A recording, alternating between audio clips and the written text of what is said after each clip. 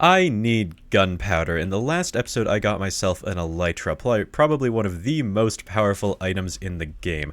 But without fireworks to fly around with it, it's not that useful. And while I do have this stack and another 2 in my ender chest, that is it. I'm out after I use those 3, so I need to make a gunpowder farm ASAP. I mean, I do technically have a source of gunpowder. This ore crushing machine, whenever I process zinc, it actually outputs some gunpowder, which is kind of nice, and it's enough to do basic things that I need gunpowder for, like make a couple firework rockets, but it also means I only have like a couple stacks right now, and whenever I need more, I have to go mining, which is not the best. I mean, to be fair, this machine over here, this giant drilling thing, makes it pretty easy, but it's still a pretty big time commitment for something that could be fully automatic. So, how do I farm this beautiful explosive powder? Well, there's a couple different options. The first is the super basic vanilla one, which is make a creeper farm, kill the creepers, get gunpowder. It's very simple, and it's very efficient. But there are actually a couple other options because of the create mod.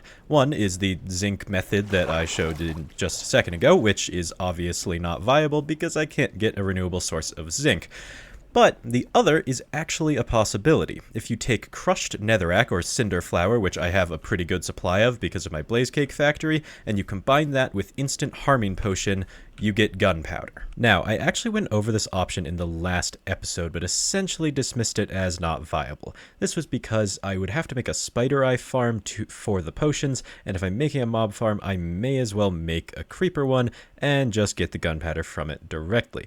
However, after I put out that video, someone commented, specifically this dude, that I should give the idea more merit. And he was absolutely right. It turns out I read the wiki wrong. I had read it as 250 millibuckets of potion per gunpowder, which, if that number doesn't make any sense to you, that's completely fair. I didn't understand it first either. But essentially, one spider eye would get you 4 gunpowder, and that is a horrible rate. But like I said, I read it wrong. It didn't say 250, it said 25, which would mean 40 gunpowder instead of 4, and that is a much more acceptable rate. But I still need to get that amount of spider eyes without a farm, because if I'm building a farm, I'm building a creeper farm. So how many spider eyes would I need? Well, the number I'm really looking for is how many fireworks I need, which is a really hard number to guess at, so instead I've hopped over into my last survival world to see how many I used here. And if we look into the statistics menu, I'll go over to items and filter by times used, fireworks shows up pretty quickly, and the number I used is around 12,000, which is an insane amount, and I probably use them too often, but that's not a habit I'm about to break, so 12,000 is the number we're going with. But I need 12,000 fireworks, not 12,000 spider eyes, luckily. But if we take that 12,000 fireworks and we divide it by 3, we will get 4,000 gunpowder. That's the amount of gunpowder that it takes to make that many fireworks, because 1 gunpowder gets you 3 fireworks, which is a pretty good conversion rate. Then we take that gunpowder and divide it by the 40 that we got earlier, which is how many gunpowder you get per spider eye. It's just 100 spider eyes, which is actually not entirely that bad, and it's way better than the 1,000 that I had calculated for the end of the last episode. However, between gathering those 100 spider eyes as well as the other ingredients, which I have farms for, so that's not much of a problem, and then building the potion brewer, because I'm definitely not doing that manually, combined with getting cinder flour from over there into whatever thing I make to combine them, and actually crushing netherrack into cinder flour because I don't really have a reservoir of the stuff, it's going to be a lot of effort. And honestly, I think it's going to be a lot less time to just build a gunpowder farm because they're really simple. So even though this option is way better than I gave it credit for in the last episode, I think I'm going to stick with the original plan of making a creeper-based gunpowder farm. And honestly, it's not going to be as boring as it normally is because the create mod makes this thing a little bit better. So let's go hop into a creative testing world and check it out.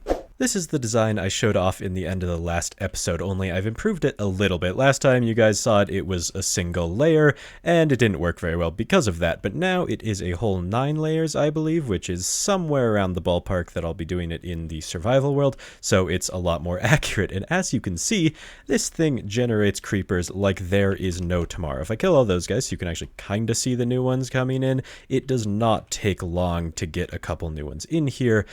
And of course, it's not going to be this efficient in the survival world because currently there are no monsters except for creepers. All 7 of the monsters you can see in the bottom left there are creepers, but you know, it will still do a pretty darn good job because this thing just generates them like an insane degree. Like I said, you can kill them, they just come back down instantly.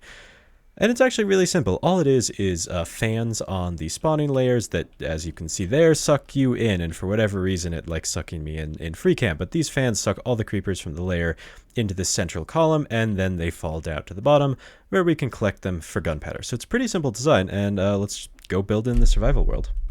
But before we can do that, I actually have to decide where to put this thing, because now that we are back in the main base as opposed to the village where everything is nice and empty and clear, this place is a little cramped, and there's just not a ton of room for new builds in here. There is enough, though, and because this creeper farm doesn't need to be really accessed in any way, I think I'm going to go ahead and put it on the roof, either here or over there, just depending on how tall it ends up being, because if it starts on the roof and reaches all the way down to the water here, that's kind of a problem. So probably going to be over there, but it shouldn't actually be too bad to construct other than that. And then I'll just route the items down somewhere else, probably into my little basement area here, replace some of these chests with a proper storage system for gunpowder, which should work really well. So without further ado, let's hop into a time lapse and get this creeper farm built.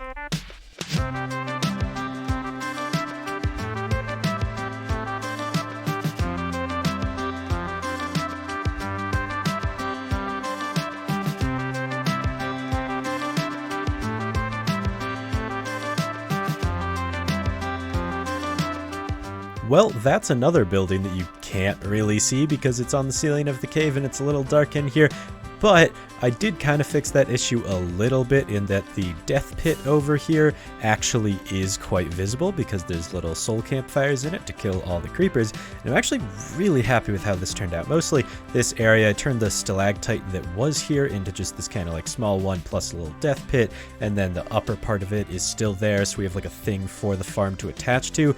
I think it looks really good, actually, other than the, like, kind of bland design of it, but, you know, it works. And speaking of it working, you may notice it's not currently producing, like, any creepers, and there's a couple of reasons for that. First of all, it's nighttime, so there's a bunch of monsters spawned on the surface, contributing to the mob cap, so no creepers are spawning it. Also, I am not currently at the spawning platform for it. If I go all the way up here to this little cobblestone block that I have to actually land on with an elytra, which I have yet to fail, but no, I will never fail, ever. And then if we leave my player there and head all the way back down here, we should actually start to see some creepers spawning, because all of the caves down below are now unrendered, or not unrendered, but the mobs in them have despawned, theoretically. So the mob cap is free for creepers to spawn, and this thing produces a ton. It's one of the most efficient farms I've really ever made, because there's just no other caves for monsters to spawn in down here. Like, I mean, there's a couple. This one counts, I believe, and like that one I think does, but there's really not many, and my main cave here is pretty darn lit up, so it actually makes this thing really efficient without me putting in any work towards like lighting up caves, which is really nice because that can kind of take forever sometimes. So now that we have creepers falling down at a pretty darn good rate, we have to actually do something with their items, because currently there's just a bunch of gunpowder sitting in this pit, and that is a problem. Not only because it will lag my game just a tiny bit, I mean, not an insane amount, but also I don't really have access to that because I haven't built a collection system yet. So that is the next item on the docket, and it shouldn't be too complicated. I need to put some hoppers or some chutes or some item collection thing under these soul campfires, and it should be fine to just collect the items right through it because they're not a full block. And then I have to route the items through the absolute mess of stuff that's under my base all the way over to this room where the output of the farm is going to be. So let's do it. That's one more line added to the jumble. This one right here is brand new, very speedy, and gets the gunpowder to its final destination. I've made this little like hole in the wall, kind of like the tree farm thing, only this one will be like a rocket crafting station eventually, so I'll route sugarcane to there at some point, and you know, we have a crafting table to craft the rockets, so it should work really well. And this should be fully functional. We've gotten a couple gunpowder so far, but the farm doesn't really produce anything. Oh, or it does. That's a single creeper. We might get another gunpowder here.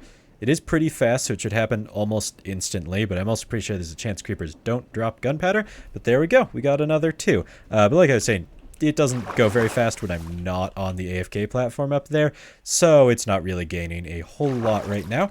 But we do have a fully functional system to get it here, which means I can go ahead and AFK overnight and see how much we get. Ah, it's a beautiful spring morning, the birds are chirping, the flowers are blooming, and there are way too many items. This barrel is completely full, the conveyor belt is full, and when I first came to my computer this morning, there were items on the ground. In fact, there still are, and that's because I completely forgot to make a proper storage system for this thing. My original plan was to make a item vault, one of these things, which can hold a lot of items, up to about 100,000, so it would have maybe actually not filled up overnight, and I kind of just forgot to do that. So the only storage for this quite efficient gunpowder farm is a singular barrel. But it's better late than never, so I'm just going to go ahead and fix that now. And I guess I'll never know how much it made overnight.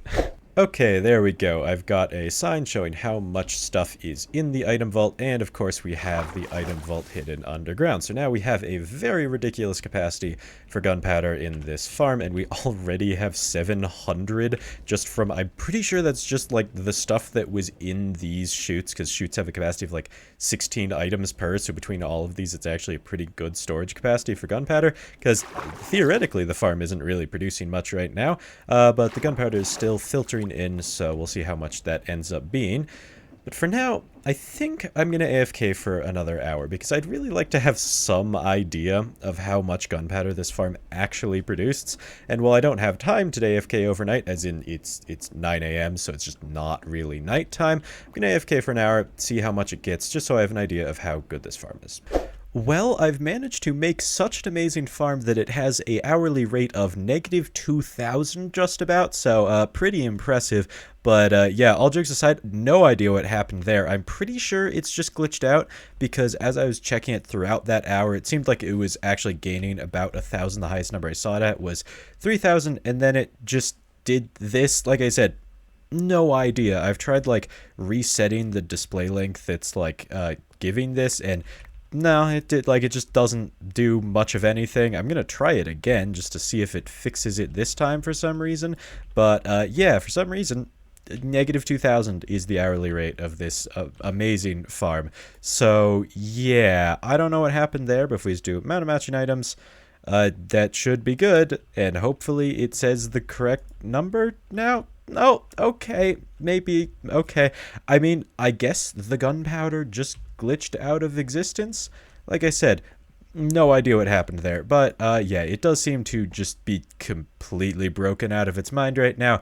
But that's fine, we have plenty of gunpowder in here, and theoretically that won't happen again, but then again, don't know why it happened this time, so that is not a guarantee. And I would AFK for another hour just to like make sure it would fix itself, but honestly I don't care that much. Like I said, this is enough gunpowder to last me quite a while, so I'm just gonna leave it. Plus, I really want to finish this project, and the gunpowder farm itself is done, but there's one more thing I want to do before this like whole thing is done, which is add a little bit of like a sugarcane output here, because the whole point of this is it's supposed to be a little place where I can craft firework rockets, and if I only have one component of them, then it's not very effective. But that should be like ridiculously easy, because I'm pretty sure I can just pop down here. This is the storage silo for sugarcane. It's right here, and if I just add like a depot with that, make sure that's outputting stacks at a time, just because I like nice numbers, and then if we add a barrel right here, which I don't have on me sadly, we should just be able to have this mechanical arm take that sugarcane and put it there, so it should be like ridiculously simple. There we go. Barrel is in place, and all we have to do is put a brass funnel there, and we're going to filter that one for sugarcane so that we don't get like gunpowder in the sugarcane thing and vice versa. These two should be outputs. That gunpowder is going to be an input, and that is also going to be an input. And if I did this right, ooh, one interaction point removed due to range limitations. That is unfortunate. I'm assuming it's this one because it's kind of far away, but this also might be a really easy thing to fix because I can kind of move that up one, and I think we might be good with that positioning. Indeed, it does. That is 2 inputs and 2 outputs, and it is going because it has to fill up that barrel that I placed with sugarcane, which it should be doing. Yeah, perfect. I also went ahead and added a little sugarcane sign so we know exactly how much sugarcane is in the system. And that is absolutely beautiful. We now have a fully functional firework crafting station, which is really great because that was my entire goal for this episode. But now I can just like grab a shulker box here, place it down on the ground to be filled with fireworks. We grab a whole 9 stacks of sugarcane, 9 stacks of gunpowder, and then it's just a little bit of crafting. Craft paper a couple times, and then you just craft all of the rockets. And I suppose I could also craft rockets that have a longer flight duration, but honestly, I use the elytra so often for just like stupid tiny little movements. Like, I guarantee you I will probably be doing that now that I have an infinite source of rockets, and longer flight duration kind of makes that hard, so I'm going to stick with the flight duration ones. And that is very easily a full shulker box of rockets. Of course, I have some extras in here too, but we're just going to ignore that. And I can just stick that in my ender chest and have it whenever I need it. That is absolutely amazing.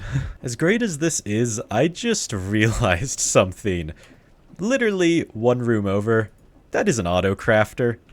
I could have auto crafted fireworks this entire time.